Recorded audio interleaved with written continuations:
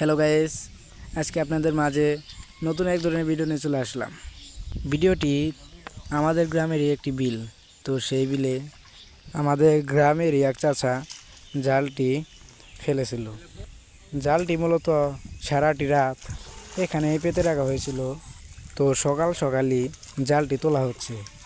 এখন শুধু কী পরিমাণ মাছ পড়েছে, তো সেই মাছগুলো দেখার পালা। তো আপনারা দেখতে থাকেন কী পরিমাণ মাছ জালটিতে ধরা পড়েছে।